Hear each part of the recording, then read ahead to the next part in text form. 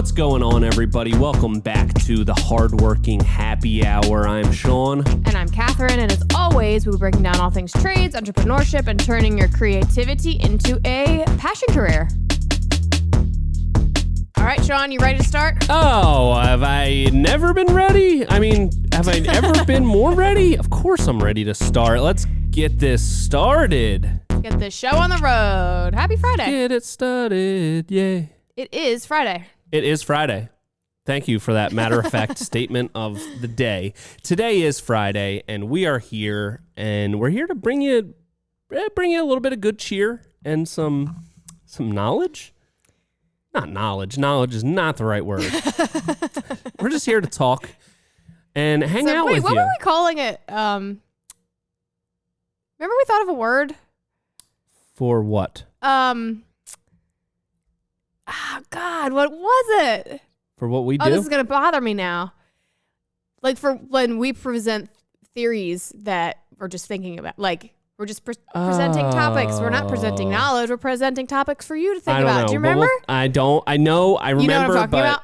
Okay. Well, we'll think about it. Okay. It'll come to us. It'll come to us. It'll come to us. Oh, dang. God, that was so good. we even said when we said it, we're going to make it into a segment. Yeah. And we didn't. Anyway. Classic. All right. Thanks for sticking with us, everybody. We're back. All right. So what are we going to get into this week? Or no, let's not give away the cart before the horse. How was your week? Well, let's give people a synopsis of what we are going to be talking about, because I do think that it's important to let people know what they're getting themselves into for the next hour. And that is really thinking about bigger jobs versus smaller jobs and the allure that big jobs can have versus smaller jobs having that one big ticket project versus a bunch of smaller ones. And I've got some not new thinking around it, but I got some thoughts on it that came up in my mind this week that I want to talk about. And then we're also going to talk about one big marketing strategy that we have been failing on. Yeah. Did you like how when I texted you the topics that I came up with, I wrote it out like a thumbnail? You did. It was dramatic. I still don't know what you're talking about. So. Yeah, he said, well, yeah, what was that about? And I was like, stay tuned. Yeah. So it's going to be a surprise for you, but it's a big failure. Okay. So a failure. That is huge. All right. So how was your week? Oh, it was good. How was yours? It was pretty good. It's been raining. Oh my God. It's like you got the snow and then you got the rain, and I don't know. It creates the worst muddy mess ever because you got the snow melt. Yeah. So you've got so much moisture there from the snow melting, then rain on top of it. Yep. It's horrible. It's such a mess. It's hard to do anything. And it's like... It is. When the snow was there, I wasn't slipping and sliding around. Now that it's like just mud. It's a mud pit on the site. It's like you're just slipping all over the place. It's horrible. You are slipping all over the place, and it's terrible. But so we've been off and on because it's been raining like every day. So we've had a lot of days kind of off, catching up on some office work and designs and all that kind of stuff. And brings us back to what we talked about last week. Try to enjoy it if you can. And you got a little bit of some slow time, take care of those things that, it just you never get around to and are important, and also just a little bit of rest. Yeah. A little bit of rest is important for everybody. Right. So one thing that I really do want to get into right now is something that we were talking about before, but I want everyone to weigh in on this. So we need people to write in via the internet, not like a letter, but like, message us on Instagram or whatever. Catherine's got 5 ducks. I have 4 ducks. Catherine's got 4 ducks. This sounds like I'm starting like an elementary school math problem. Yep. Each duck lays eggs. About 6 eggs a week per duck. Well, one's a boy, so yeah. Oh, one's a boy. So you're getting roughly 18 eggs a week. Mm-hmm. She hasn't eaten any of the eggs. No, that's not true. Well, you only used them in baking. I bake with them, but I have not eaten like a scrambled or hard-boiled or fried or over easy egg. See, I think everyone that listens is going to agree with me here. What? That's why you got them. But they're eating eggs in the household. Yes. Eggs are being cooked in the household, but they're from the store. That's where my disconnect is. Yeah. Have you guys talked about? Has there been at any point? I don't think like, he knows we have ducks. Is he cooking eggs and you're like, those smell good? You do know that we have an endless supply of eggs every day, fresh from the source. Yeah. You know what? I didn't think about it because it's such a non-topic in our house because they're like pets. Like I don't like. Yeah, but they lay eggs that you can eat. I know. And I got them because I was like, oh, it's great. I just like pets. I like having pets. So they were always going to be pets. Yes. But I did kind of use the selling point like, oh, they'll, we get their eggs. But yeah, once they started laying them, they lay so many. There's like, it's an outrageous amount of eggs. All the more reason. We are constantly with eggs. And they don't go bad for a long time if you care for them properly. So it's like, oh God, there's just so many. What do you mean care for them properly? Like put them in the refrigerator? You can put them in the fridge, but also they have when they lay the eggs, there's like I forget what it's called, but there's like a film on the egg that you're not supposed to wash off, and it makes them like last even longer. Oh. Which I feel like it's kind of they're pretty clean, but like every once in a while I get a little bit of like some dirty poop on an egg when you're like getting it. Right. You want to wash it. So then you want to wash it. So yeah. So I do end up usually washing them pretty good unless they're like already clean. But anyway, nonetheless, Pat does, when he goes food shopping, he does buy eggs. You guys need to communicate with each other. I know he knows that you have ducks in the backyard. He knows that those ducks lay eggs. There. Yeah. You're inundated with the surplus. The thing that's stressing you out the most is that you have so many eggs, and then you're bringing more eggs into the household. I know. And that would be the first thing I would do. Like, the eggs are ready. Let's see what it tastes like. Yeah. And you're talking about, they're like the same. They're just a little bit more rich and creamy. It's like, even the more reason to eat the duck eggs. I know. That's your homework for the weekend. I want to know how the duck eggs are. Okay, I'm gonna do it this weekend. You promise? Yes, I will. I will eat the duck eggs, and report back. Yeah, I can't believe it. This has not even crossed my mind until we started talking about it. And now I'm like, I don't understand. Why haven't we eaten the duck eggs? I would see I was so thrilled. The elation that I had when my duck, I had these ducks since they were 2 days old. Oh. And then I raised them. They don't lay eggs until they're like 7 months old or so, depending on what breed they are. And that first egg, you go out every morning. You're like, today's the day. I can feel it. There's going to be an egg out there.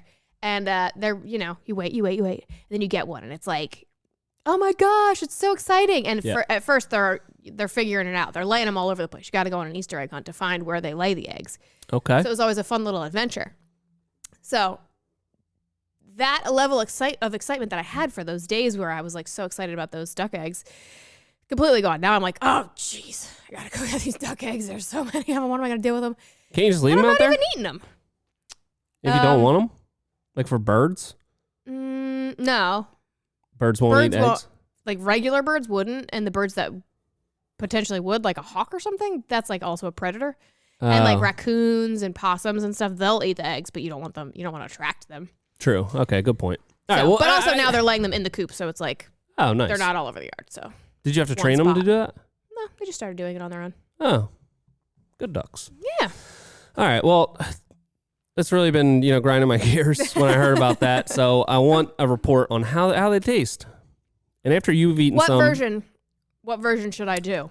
I think if you're talking about how you said they're like a little bit more rich and creamy, I think that lends itself more to a scramble. That's what I would think. Yeah. All right. Yeah, I'll try a scramble. I'll do a scramble. Try it out. Yeah. That seems like a good entry point. Maybe even cook some regular, because you probably still have regular eggs in the fridge from the store. Do like a blind taste test. That'd be exactly. fun. Okay. There you go. All right, fun. Do that and get back to us. Okay. But is that enough duck talk for today? I think so. We could go on for hours. I could keep going. I could talk about breeds the ducks. They're different. They're all different. It has made me kind of want to get some ducks. I know. I brought you the duck catalog. I got land. I got a catalog in the mail, and I made sure to bring it. So, I thought maybe Max would just want to look at it too, but yeah, I brought it for you guys because I thought maybe you guys want some ducks. We will. We got to get settled, a little more settled first, but then we'll start with the animals. It's part of the settling. I guess so. Does anybody ever really feel settled? You just got to do things. It's a good point. Okay, I'm with it. All right. Well, let's get into some of our topics here. Oh, we're still doing that? I think so, yeah. Let's get into some of those topics. And what we got for this week, I was really thinking about, and I was thinking about it I was thinking about the last couple days as I'm doing some designs. You know, we're working through sales for 2024, and you know, I started thinking about we haven't really done like small projects in quite a while. We did the backyard giveaway, which was like barely even a small project. We just did it really quickly, but like that was on the smaller side. And then we did the Modern Mini. That was kind of small, but that still had a lot of features. Yeah. So like those I'd say 2 week and less projects. Like that's kind of what I'm classifying as a small job. And lately, all of our projects are like 8 weeks. You know, they have a roof structure. They have all this stuff going on. And it made me want to try to sell a couple smaller jobs for this year. And I really think that like we would be, if we just stuck with smaller jobs, we'd be more profitable. Yeah. Like without a doubt. And I think a lot of times that can get lost on people. Like you get sucked in by the allure of, oh, I'm doing this project that costs $200,000. You know, I don't want to do a job that's $40,000. And what made me think about it was I was working through something. I came up with a design that was like $40,000, and I was like, we could do this in a week. We could knock this out in a week, and if we drag that out, usually what we look for revenue-wise is about $100,000 a month. That's like our ideal kind of target that we go for. If we can do a $40,000 job in 1 week, we could potentially do $160,000 in a month. Yeah. Which would be phenomenal.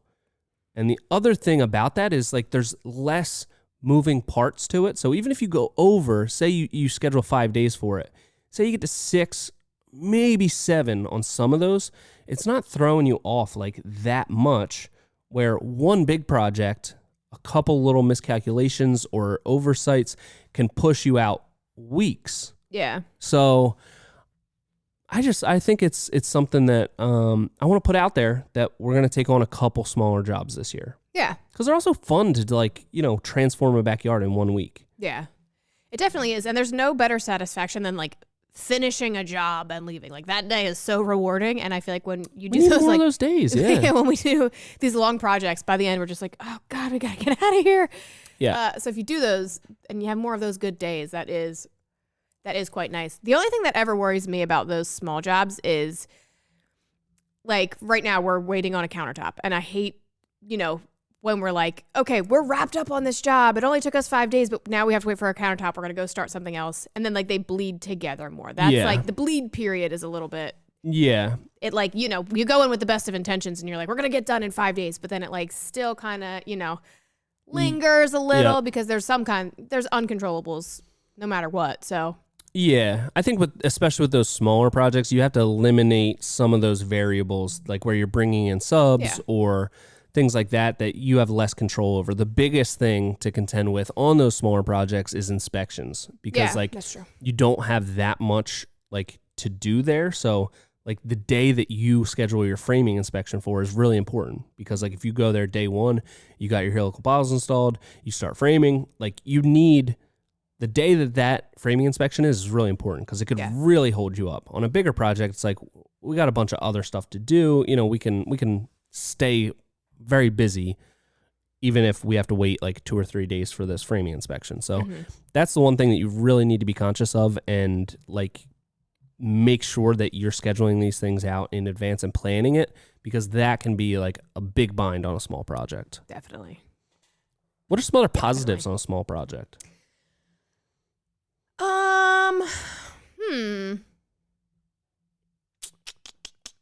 I feel like when you on small projects, when like we always like to do something fun and creative and new and challenging and all that kind of stuff. Yeah. And I think with smaller projects, those things like obviously don't overcommit and do a bunch of them at once, but like if you choose one thing, it like really stands out. And I think that makes like a really it's fun to do one of those things at a time. You know, like when we overcommit and we do so many on a new job, then it becomes overwhelming and it's like, oh God, we committed to too much. Like, what are we doing? But then if on these smaller jobs, if you do one at a time, you can really like dive into that thing, hone into it, and really make that a feature. So I think that's That's a fun little element to it. True. And when you, I mean, if you're really trying to just be like pure profit and you cut all of that out, then the profit's fun. But you know, for us, usually we like to at least do one thing that's like because special. it's not all about the cheddar. It's partially about the cheddar. Yeah, and when you pick those interesting details to do on a smaller project, it's a smaller project. So if you do like a really cool inlay or design or privacy wall or like whatever that thing is, it's on a smaller project. So like even if it takes longer than expected because like you're trying something new, it's small. It's still small. Yeah, it's still small. So it's not like, you know, on the what do we call that project? The biggest deck we ever did. We did first time trying concrete countertop, and it was like 60 square feet. It was enormous. Yeah. Looking back, if we wanted to try a concrete countertop, we should have done it on a, you know, a 10 square foot kitchen. Yeah. Same thing on that project. We did for the first time ever gigantic boulder walls / borders. Yeah. And we had like 9 pallets that were each like 5,000 pounds. It was like the most ridiculous amount of stone boulders to use on a project when you've never done it before and you don't really have the right equipment and like you're figuring it out as you go. So things like that, I always like to do new things, but sometimes on a really big project, it's like whatever that new thing is, it's going to be a lot of that new thing. Yeah. So that's one of the really cool things about smaller projects. Why don't we do now a really cool thing about bigger project, and I'll do the same. Okay. I mean, I guess with bigger projects, I like not feeling rushed. And you can, when you do those special features and you're learning something new, you can take your time and make sure that you're really honing your skill and your craft rather than worrying about like, and I say that because we're the special projects team. You and I. So usually when there is something, it's the two of us working on it, and we really can like take the time to learn whatever that thing is. Mm-hmm. And I just, you know, it's nice to not feel like super rushed. Yeah. Because we know we have time. But then that's a double-edged sword because you're... Oh, absolutely. Of course it is. You get lulled into a sense of security. There's nothing better than like you're on an 8-week project like week 2. Because so week 1 is just like everything goes fast. You're framing. You're seeing things come together. And then that week 2, you're like, you know you still have so much time on the project. You did so much in 1 week. You know, you really feel like, oh, we can kind of like relax a little bit. And then like the next week, it's like, oh God, we need to get to work. But there is always like that feeling of like, there's no, like the start of the job is always stressful. The end of the job is always stressful. Like before the middle of the project, like that 25-30% completion part, that's the best time. Yeah. You don't have to think about getting the next job ready quite yet. You're just living, and it's glorious. Yeah. Just not a care in the world until the next week. Until the next week where you're like, I should have gotten started on that last week. But hey, all comes in ebbs and flows. Absolutely. So a really cool thing about bigger projects that I'll say is you can, you know, when you do try something new on a bigger project, it makes such a bigger statement, and you get those like portfolio pieces, not only to show other people what you're capable of, but really to show yourself like, wow, like this project turned out amazing. It was a huge undertaking. We had all of these things that we had to persevere through, and we stayed focused on it. It took us 8 weeks, 10 weeks, whatever it was. And now it's done, and look at this. Like, we built this gigantic project that is so cool, so many details. We did this. Here's the pictures of it. Yeah. There's nothing more satisfying than the day that you go, you take the picture after a huge project, and then you can, like, start to edit them and touch them up and just see, like, wow. Yeah. This is what all the hard work was for. Yeah. That's what a smaller project, you don't have like that, I guess, like as much of an attachment. Like there wasn't as much work that went into it. So it's like on a bigger project, there's times where you're like, oh my God, I can't believe like, what did we get ourselves into? it makes it that much more worth it when you see that final picture. Yeah. That's my favorite part. Yeah. That's nice. I hadn't thought about it like that. Thank you. I think that it's nice to be, I mean, obviously, I would say that even our big projects are like some people's like middle of the road projects. Oh, you yeah. know, like there's certainly bigger projects than what we do. But I think it's nice moving from, you know, most people start off with small projects as you did and then move into the bigger projects. And I think when you're doing those smaller projects at first, you're constantly thinking like, God, I should be doing these bigger, like, how do I get these bigger projects? What do I do? Like, you always have that like goal in mind. And then once you move to the bigger projects, it's kind of nice that we've done those bigger projects now. We've really taken some risks with the projects that we would do. We're on the other side of that now, and we can kind of reflect on like, I mean, we still do both. So you know, we'll still do whatever, but you can kind of reflect and pick and choose and be like, okay, this is what I want to get myself into now that I have all of this knowledge to better make a better informed decision about like what I'm getting into. I know what I'm getting into. I know my profits. I know my timelines. Yeah.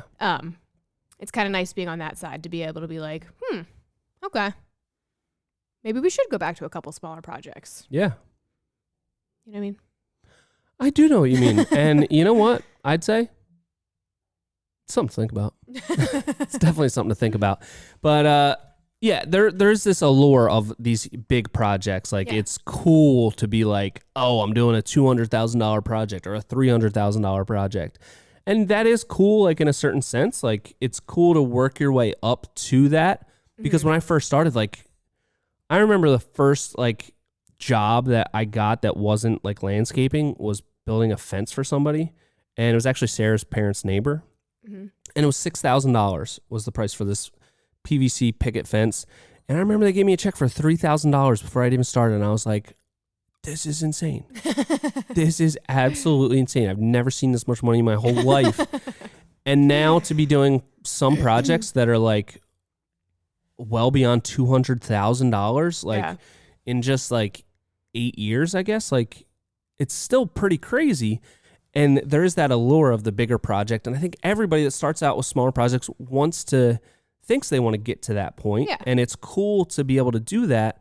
But, you know, sometimes you got to like pull yourself back and be like, yeah, this is awesome. But like, that doesn't have to be the final goal. And it doesn't have to be everything that you do because, you know, you step back and look at it and it's like, okay, there are a lot of kind of nice things about these smaller projects. Like they're definitely, it's so much easier to be profitable in them and be like, sure, there's just less variables. So like, it's so much easier to like be sure that you're going to be profitable and like know what you're getting into versus a huge project where like uncovering one thing could add, you know, an extra week to the job. Yeah. So I think there is that allure and it's cool and it's great. It's something very, I think it's cool for people to strive towards that when they're getting started, but like don't necessarily have that as like that is the benchmark of like I've made it or I'm cool because I've done this, because there's always going to be people doing way bigger projects than you.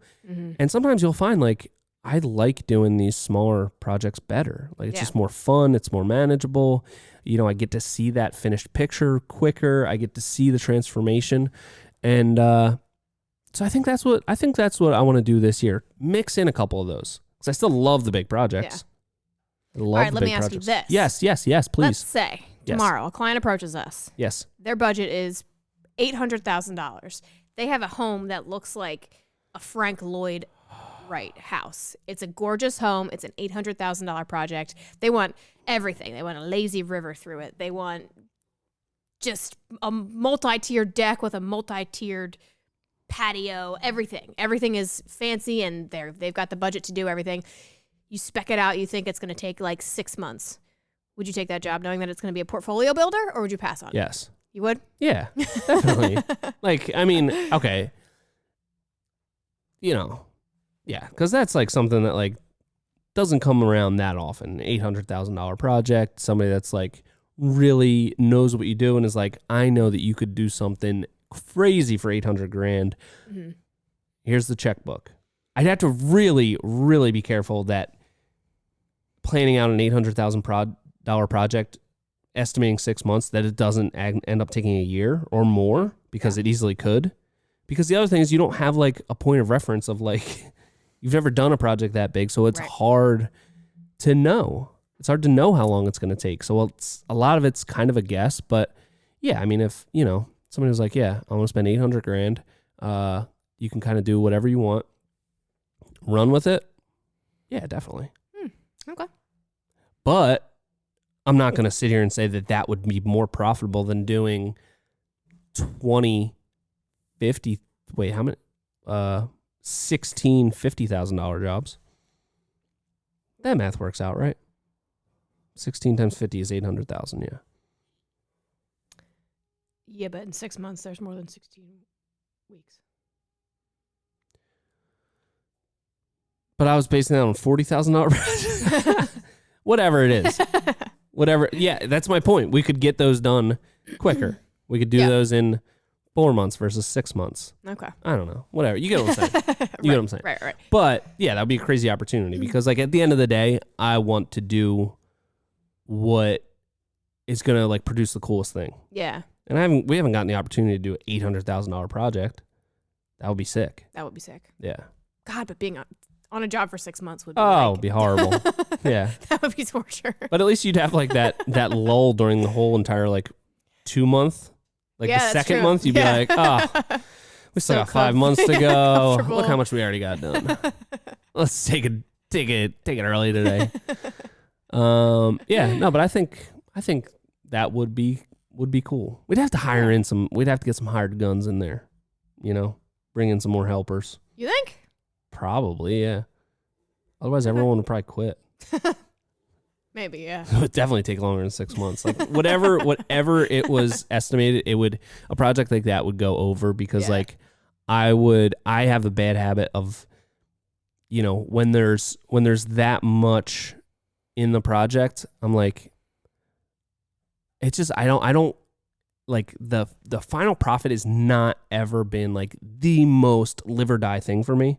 So it's like, oh, we've got all this money in this job. Like we can do something cooler. Yeah. And that's what makes it fun for me. And I never want to lose that, but that can get dicey on a humongous project. That can get out of hand so real fast. It probably would on a project like that, but I think it would be cool. Yeah. Okay. Well, I'll let you know if anybody contacts us for one of those. Yeah, that'd be cool.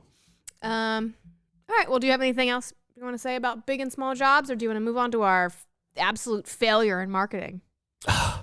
You're excited to hear what it is, aren't you? I'm on the edge of my seat. Okay. Do I have anything else to say? I'd say, you know, just evaluate kind of like where your business goals are and like your project goals, because, you know, if you build cool stuff and you're doing a good job at what you do, like the projects are just inevitably going to get bigger and cooler and better. But I don't know, this week I've been thinking it'd be really nice, not only for like creativity wise to do some smaller projects and like, you know, just try out some cool details on something smaller, but also like morale wise, it's so nice to like, you know, go from a big project that maybe takes 8 weeks to like, all right, this next one, it's a 1 weeker, like we're going to get in and out. Yeah. Cause sometimes it's hard to go from a job that's like 8 weeks to the next one's 10 weeks.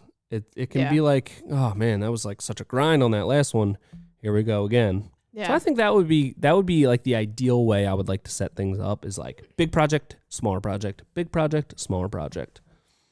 That would be nice. Something to think about. Yeah. Okay. All right. Let us know what everybody thinks out there. Yeah. A lot of people have been in the business a while, probably already have thoughts about this. They've done bigger projects, and I know a lot of really successful people that are like, I don't like the big projects. Mm-hmm. We knock out these smaller projects, and man, we got it down. Mm-hmm. But I think people just getting into it, it's always like the allure of the big project. Definitely. When you haven't done them yet, that is like the goal. Yeah, for sure. So something to think about. Yeah. Anyway, what do we got next? Our failure.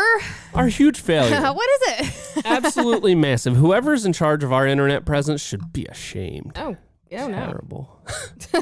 We all should. All right, so I feel like you're gonna set this up like, you know, when you go to look up a recipe on the internet and it's like You're like, all I want is a recipe, and then it's a person that says like a 20 life story before they finally get to the information. Yeah. Is that what you're gonna do? You know, I do love when I have a captive audience, and I like to drag things out. So, yes, that's precisely what I'm going to do. Perfect. All right, so we're a company that I'd say prides itself on internet presence and being, up with the times, and we're doing the social medias and we're doing the little videos and whatever. We're all over the internets. All over there, LinkedIn, all that kind of stuff, and so it's easy to kind of like get lulled into a sense of security there, where you think you're doing great. Get in trouble? It might be. This is the principal's office. God, you're in trouble, and you can. Sometimes it's hard to like step out of that world that you've kind of created online, content-wise, and all that kind of stuff, and be like, what's like the first thing that somebody's going to see if they find us? Like, what does that look like? And somebody just, gets a recommendation and maybe does a little Google. What's going to come up? Our website? A website will probably come up, but what's one of the first things that always comes up on Google? Google, whatever that's called. Google pages. Google my Google. Google my Google. I'm starting to see where the issues are rising from. What is that called?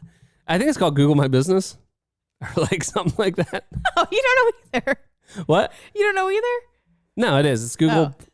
I'm not told. I think it's Google My Business. But anyway, like when you search something. The page, yeah, like the yes. Yeah, the page, the thing. Where you can do the reviews. You can do like the Google reviews there. Right, yeah. Yeah, you search anything, a restaurant near me. It's going to pop up those things with the 5 choices or whatever. Yeah. That is like probably, if somebody Googles us. Oh, I know what you're going to say. What is it? The pictures are so old. The pictures are so old. I don't know how to fix that. Yeah, I'm not really sure either. I didn't look into it yet, but like. I didn't either, but I just thought of that. Yeah. That is true, though. Those pictures are like. They're so original old. Pictures. They're so literally old. like I think there might be almost all the pictures are from one project, and they're from 2015. Yeah, it's the most recent one. I don't know where those pictures live. Like, I don't know where those pictures even are anymore. They're in the Google My Business, whatever. I don't know where they're pulling them from, though. Yeah, we got to look into that. I'm sure it's not that complicated, but that's something I noticed. I noticed it a while ago, and then just like kind of like, oh, we should, we got to update those, and then kind of forgot about it. And then thought about it more recently again, and I'm like, not that we necessarily need more leads, but like, I think it's always, we always preach this thing of like, you always want to have more leads than you can handle, so you can be in the driver's seat. And, you don't want to we want to be on the end of sifting through the leads, not like them sifting through themselves. So we should be putting our best foot forward, and we should have the most current, wonderful pictures. Yeah, absolutely. And every option out there. Yeah. Yelp, freaking BBB, Better Business Bureau. Do we have a Yelp? I think everyone has a Yelp. That's just like something that gets created. I think we do have like one review on there. 2 reviews on there. Huh. Good ones. Good? Yeah. Oh, okay. But they're from like 2014 or 15 or something like that. 2015 probably. But anyway, I just thought that was like, it's not something that we should beat ourselves up about. Okay. Unless you want to. A little, yeah, maybe. Okay. Yeah, maybe a little bit. But, I think it's just telling, and it's like, you can never like have a full grasp on doing every single thing completely perfect, because we pride ourselves on our internet presence, and, like, we get a lot of people through social media that contact us, and through our website. We're always updating our website photos and making sure that our website is like a tool for us to sift through people and pre-qualify people, so that if they end up getting to that contact page and messaging us, they've read our whole thing about how much the projects typically cost. They have to buy a design, all of these things. So we really pride ourselves on like thinking through all of these avenues of where people are going to find us, how they get to the next step, not just letting every single lead come through. We want them to pre-qualify themselves, but a really big one is Google My Business. Yeah. Or whatever it's called. Google something. Google My Business sounds right now. I think it's right. I think you're right. We'll just go with that, at least for now. Yeah. We'll go with that for now. And, I looked it up and I'm like, Oh my God. These pictures are so old. It's insane. Not even that they're so old. They have like filters on them that make them look like very specific to a time. No, it is also that they're so old. Well, they're old. And they were taken on my phone. Like, yeah, they look like it was a nice project that they're from. Like, it's beautiful, but it's like it does have filters on them, so it looks like, in like 2016 when everyone was putting those like crazy filters on their Instagram photos. Yeah. Everything was like a little bit sepia toned, and like the resolution was sepia. Yeah. What's the alternative? Don't know. Sepia? I don't know. I never said it out loud. I've only seen it. Oh, I think it's sepia. Sepia. Oh, I've always said it. Sepia. But it very much makes those pictures look like they are from a point in time that is a long time ago. It's like a time capsule. Yeah. But that project was cool. That was like the first project that like I remember I did that project for the pictures. Yeah. That's one I've talked about that project a lot. We charged like $36,000 for it by the end of it. And it took us like 10 weeks, 12 weeks. I don't know. Materials were probably like $20,000. It was insane. But we didn't have anything else going for us at the time. And I was like, these people are just going to let me do my thing. They're on board with all the ideas. This is their budget. We ended up going over a little bit. Like I ended up saying like, all right, like we got like 50 pallets of like stacked stone walls. We need more. I need you guys to at least pay for the material. It was like ridiculously cheap, but those projects or those pictures turned out amazing. And I probably uploaded them right after I got them. And I was so excited to like, wow, these are on Google. They're on Google My Business. And that project got us so many more projects, but it's crazy. All the really, really cool projects that we've done since then are not on there. Yeah. And, hey, it's an oversight that we, kind of missed. We saw and then we forgot and then we missed again. But, goes to show you can always be improving. True. So while you're cooking up those eggs, I need you to fix that this weekend. Will do. It'll be done by Monday. Thank you. No, I'm just kidding. I'm not kidding about the eggs, though. I do want to report on that. I want to see how they are. But what do you can you pull a little lesson from that? What do you pull from that? Do you just beat yourself up and move on? I think that's battered what you do. And beaten down. I beat myself like a little beaten dog in the corner. That's so sad. That's like such a sad mental picture. Yeah, it is. It's less sad to just picture you beating up yourself. Why'd you have to bring a sad little dog into it? It's terrible. I think that no matter how hard anybody tries, they simply cannot be on top of absolutely every little thing. And I think that we have gotten our leads in other ways, so that has gone by the wayside, the Google My Business. Yeah. And if in any area we were lacking, that's the area I would have chosen. Like if we had to be lacking in some sort of area, probably would have been that. So I'm not that worried about it. And you can't be on top of everything all of the time, no matter how hard you try. So yeah, I will fix it. I will fix it. And now that I'm aware of it, I will certainly make a note of it and fix it. But yeah, you can't be on top of everything. At some other time, we're gonna drop some other ball, and then we'll realize it, and we'll say, okay, let's fix this, and then we'll fix it. And then it's going to happen again. That's until true. we die. That's true. Yeah, I totally agree with that. It's, it's Google My Business, but we were kind of treating it like Google none of your business. Really kind of just like not showing anyone what we had done in the last 7 years.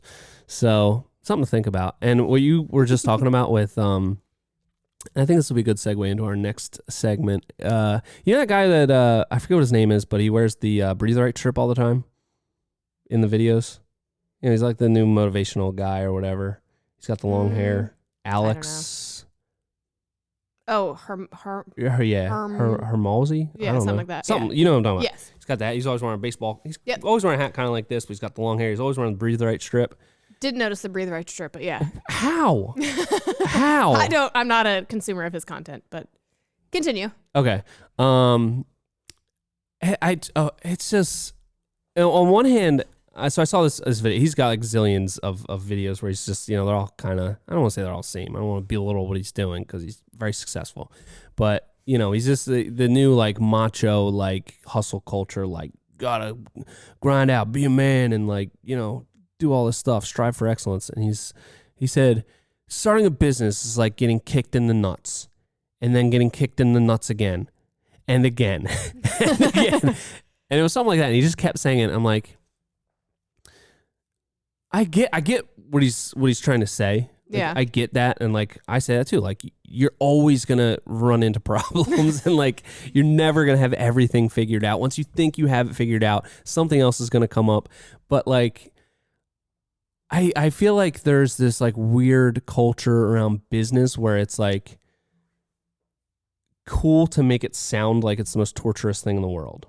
Oh, of course. People love being a victim. You know what I mean? It's like, not even being, like, I don't think he's trying to be a victim, but it's like, I'm so tough. It's like I've been getting kicked in the nuts for 7 years straight. It's like, I get where you're going with that, but it just seems like it's a little excessive of a metaphor. I don't know. And it's like, you just follow these, like, I don't follow that guy, but like, you scroll and, you know, you get on some of these feeds and it's just like, everyone's just trying to act like the toughest person that's ever existed. Yeah. And it's just like, it's like exhausting to watch. It's like, well, we need some more people to just be like, you know what? Owning a business is cool. It's fun. It's tough. You got to solve a lot of problems, but it's not like getting kicked in the nuts 6 zillion times. Like, come on. I feel like it doesn't need to be such a metaphor where it's like that, where it's like, it's the hardest thing. It's going to harden you as a person. It's like, well, actually, not for nothing. You chose it. And Yeah. it's kind of a nice lifestyle. Yeah, it's hard, but like the whole choose your hard thing, everything is hard. True. Being overweight is hard. Eating correctly and exercising every day is also hard. You choose your hard. So if you're going to choose your, you know, you chose to be a business owner and you can choose to do things right. What? The being overweight and not working out? Just kidding. Not at all. A little self-conscious. I'm getting back to my workout thing. Don't worry. That's just what people always say when they say choose your heart. I know. Anyway, so yeah, I feel like, yeah, being a business owner, probably incredibly hard, but it's not like the most torturous thing that's ever happened to a person. Like, come on. There's worse things in the world than owning your own business. Yeah. There's got to be. I mean, maybe I don't know. I don't own my own business, but it seems like there's probably worse things out there. I'm basically like I'm carrying the cross for you. I've basically died for your sins as a business owner. I'm just over here getting kicked in the nuts constantly. Over again. And over and over. But you never you know what? lose You always the have a sensitivity. smile on your face. Exactly. If you can get kicked in the nuts over and over and over and still smile, you got it figured out. But anyway, I just that stuff just kind of gets. But what's with the breathe right strip? Why? That's he the thing can't breathe? I'm kind of pissed about. Maybe you should go see a, breathe right strips. Yeah. I love breathe right strips. Absolutely love breathe right strips. They're amazing. I got a messed up nose or something. Maybe I don't know. A deviated septum? Possibly. I don't know. I can't breathe real good through my nose. Love breathe right strips. But now it's like his thing. And I feel like he kind of like, Did you have a plan of wearing them out in public? Or? No, but you know what? But you wanted the option? I guess I'm just jealous of his courage. I think that's what it is. I'm jealous of his courage to just rock it. And it's like... I think you should just go to a doctor at that point. If you have such trouble breathing that you need to wear one all day, every day. It's not like trouble breathing. It's just go like... to a doctor. Have you ever worn one? No. I don't have any trouble breathing. I've never thought in my life like, wow, if only I had this sticker on my nose. All my life. Well, yeah, you never think that until you have the sticker on your nose and you're like, oh my God, I didn't know breathing could be like this. Everything's so open. Try it out. Sarah says the same thing though. I think she's got like a normal nose and she's like, it doesn't do anything for me. But for me, it's like, oh my God, I can breathe. Is it really, or is it just a placebo? It's a sticker on your skin. It's not moving anything in your nose. It's just it's moving. Skin. Like, do this. I thought it was just this thing that goes across the bridge of your nose. Yeah, but it opens up. up. How is it pushing this? It opens up this. How? How is it pushing on that? Because it's like a spring almost. It's not just a piece of tape. It's got like a spring on it. So you put it here and I'm going to make the opens eggs. I'm going to fix the website and I'm also going to try breathe right strips. You definitely should. You definitely should. But yeah. Because I also saw this other guy and he's like, he's popped up on my feed a couple of times. It's like this older guy, probably like maybe early 50s or something. He's always wearing like tight joggers and like a tight shirt. He's got a bald head. And I think he specializes in like motivational sales coaching for car dealerships.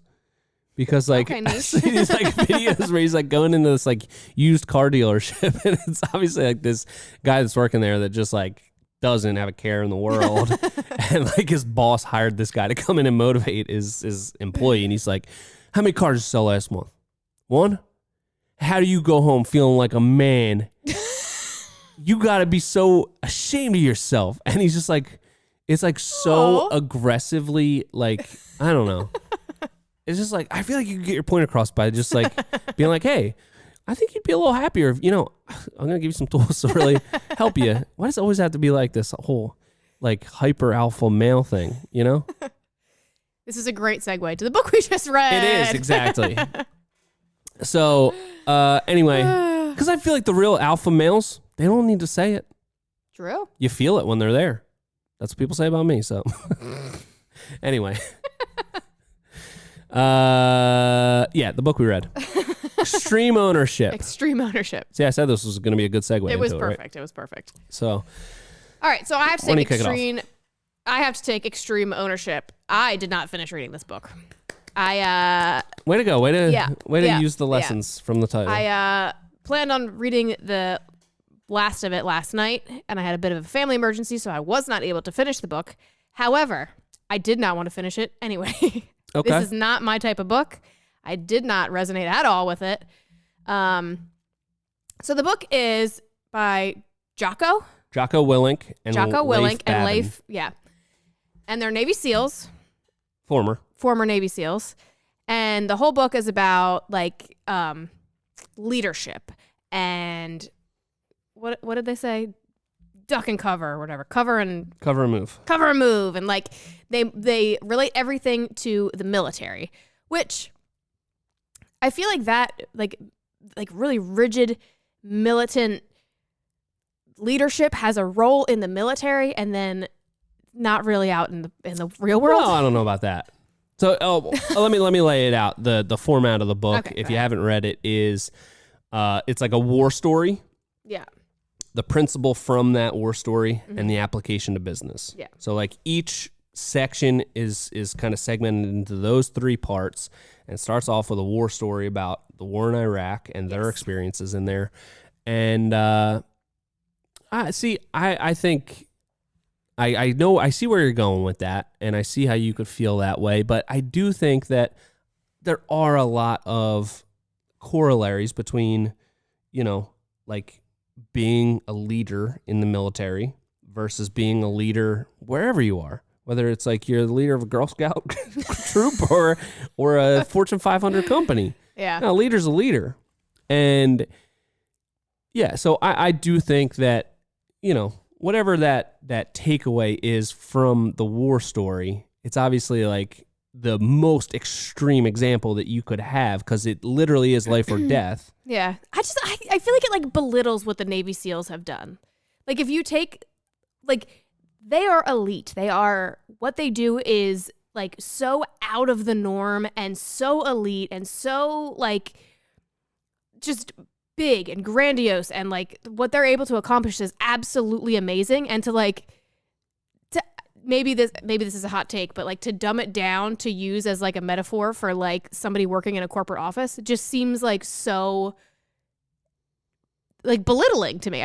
Maybe I'm wrong, but I don't find that inspiring at all. I feel like those war stories can be just standalone war stories that are like, wow, that is incredible that these people were able to accomplish that, and that's wonderful for them. But like to be like, you need to take this and cover and move, and Brandy in accounting isn't going to let you just walk all over. Like it just seems, I just cannot. When you put it like that, I mean it's.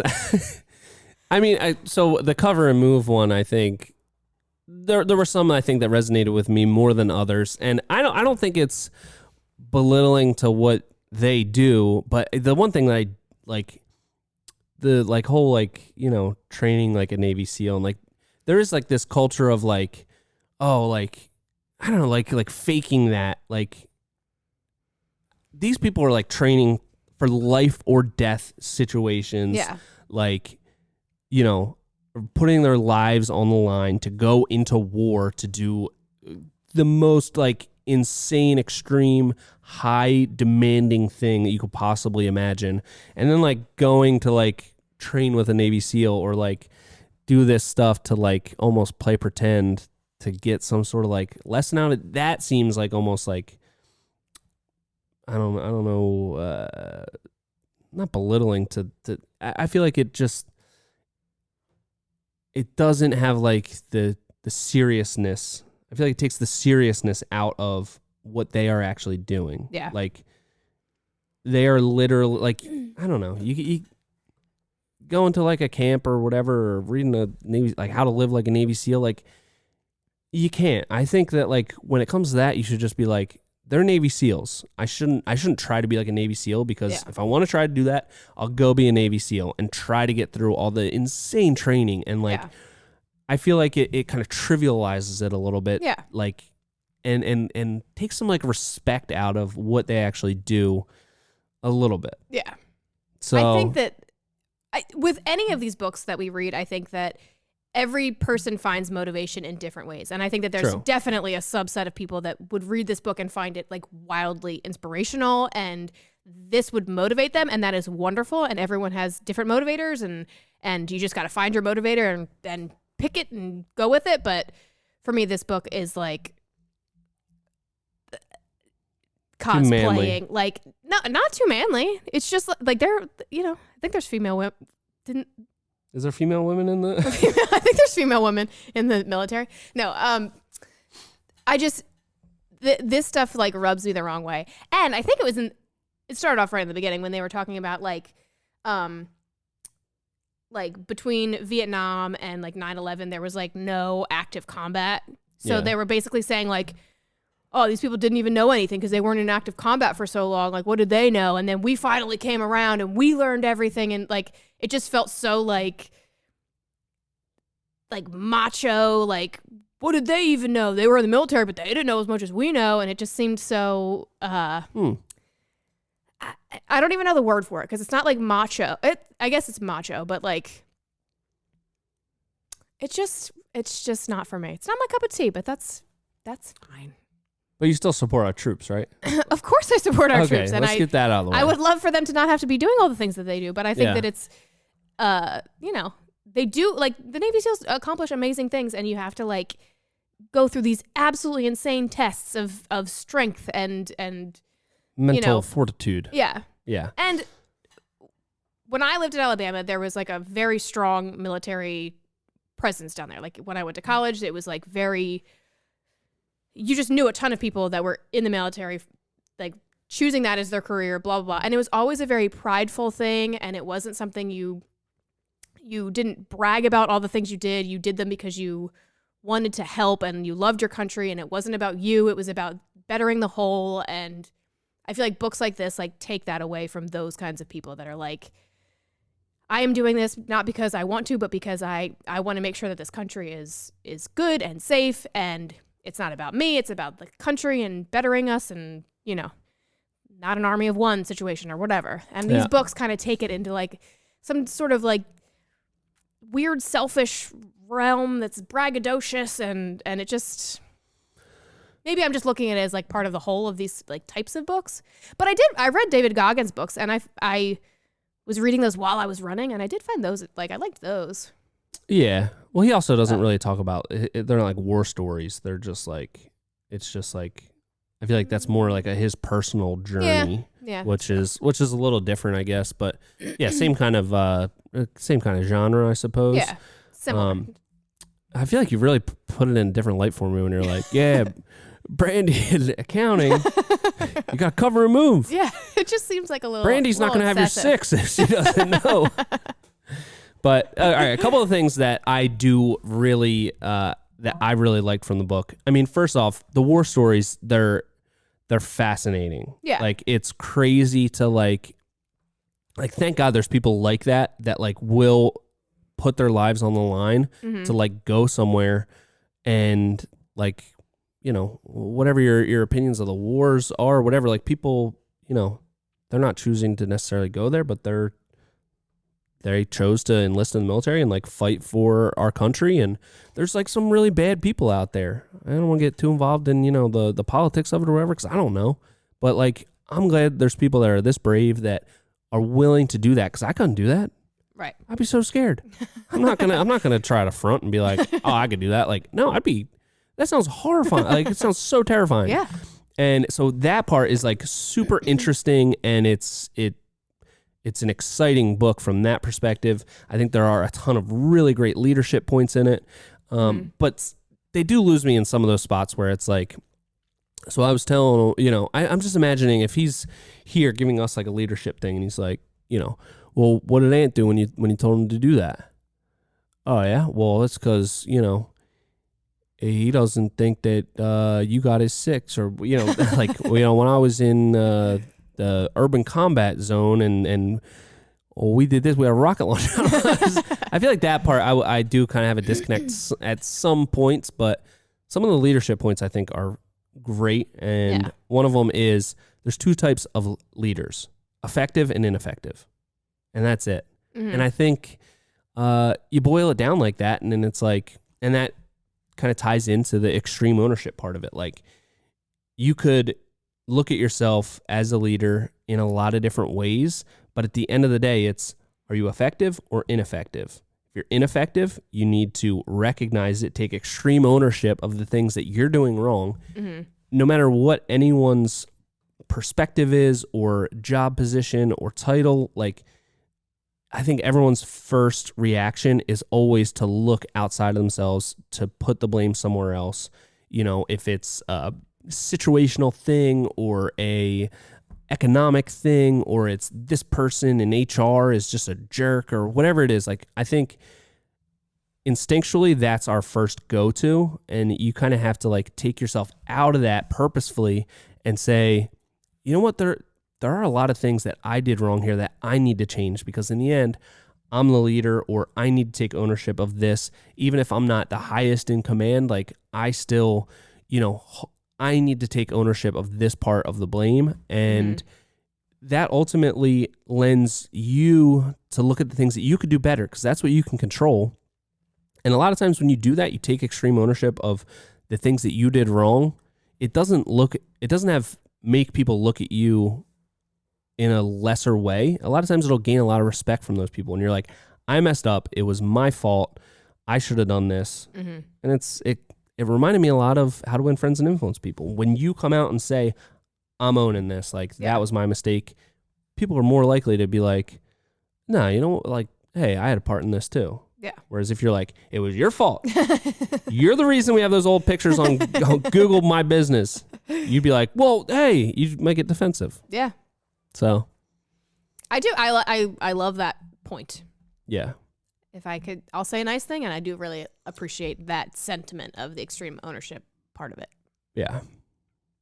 I think for me, another thing about it is like, it's hard for me to like, I think if you're in that like world and you're going to war and you have to fight the enemy and you have to kill people, like, I feel like you kind of have to have like a bit of you have to be desensitized to that a little bit.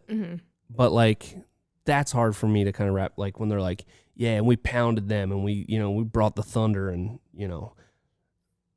I feel like, hey, no matter who you're killing, like, you're still killing somebody. And like, I understand that sometimes like that might be necessary in certain situations, but like, that's a little bit like, it's hard to like be like, oh, hell yeah, they just killed like 15 people or whatever. I get it. Like, they have, like, if they don't kill those people, they're going to kill them. So I get it. But that is a little bit, that's a little bit hard for me to like, really be like, oh, sick, man. Even though whatever. But so overall, what'd you think of it? I feel like we didn't really talk about like too many points out of the book. Like too many takeaways. Well, I don't really feel like I have any takeaways. Okay. I mean, I like the concept of, like, before we even read this book, which you read this book a while ago. Yeah. And that's what you would always talk about, like the extreme ownership aspect of it. And I do like that, like looking for fault in yourself before like placing blame on others. Yeah. Love that. I'll throw one What do more you got? one more point out there. So another part of the book is prioritize and execute. And obviously when you're in a war situation and there's 50 different variables going on, what? It just feels so silly to me because when you say stuff like this, I'm just thinking about like Brandy and accounting, and it's like when you're in a war situation and you have to prioritize, it just seems so silly.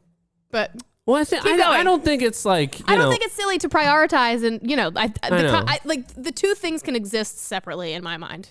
Well, they're just saying from their experience, this is where they learned it. I know. Yeah, keep going. Sorry, I won't interrupt you. If it anymore. works in that environment, it'll definitely work for Brandy and accounting. So I think it's even more valid. Yeah. So prioritize and execute. If Brandy from accounting is staring down your freaking face with a rocket propelled grenade, this is what you need to do. You need to prioritize and execute. No, like in business, there's a million different things going on all the time. There's a lot of different problems. Mm-hmm. There's a lot of things to tackle. And one of the most important things as a leader is to prioritize and then execute. So that's something I think is probably my biggest weak point. I get overwhelmed. I hate when there's a million things going on. I'm not good at it. I'm really not. So that's something, maybe that's why it jumped out to me the most. That's the biggest thing I need to work on is when there's a bunch of things going on, whether it's at work or at home or like just when I have a lot of things to do, it's hard for me to operate from that place. So you got to just take it one thing at a time. I think that's my ADHD. I'm just like, oh God, I have 20 things to do. Let me do like 3% of this one. Let me just like look at this one. Let me just get overwhelmed and walk around for a little bit. That's something I could really take a lot from is prioritize the things that I need to get done, put them in order, and then say, okay, this is the most important thing I have to do. Let me tackle this now. Mm-hmm. And then go to the next thing and the next thing and the next thing. But I think that there are a lot of lessons. I think everyone should listen or read this book and decide for yourself. Yeah. Because I just think the overall thing of extreme ownership is something we could all do a lot more of. Yes. Take more ownership of your situation. Everybody finds motivation in different things. This just was not it for me, personally. But that doesn't mean that it won't be for somebody else. That's true. I don't mean to be a hater, but maybe a little bit. I'm not sure. Well. All right, so I'm not going to give my number review because I didn't even finish this book, so I don't feel like that's fair. And maybe I will finish it and give it a review next week, but what's your number review?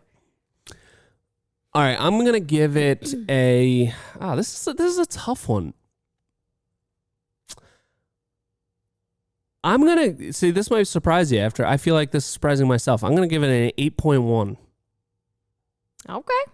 Pretty high because... That's pretty high. I think there was a lot of things that resonated in it for me from like a principle standpoint. The prioritize and execute, like all these different things, just the extreme ownership part of it. I love that concept. There was a lot of little things like that you can pull out of it, and it's a quick listen for a long book.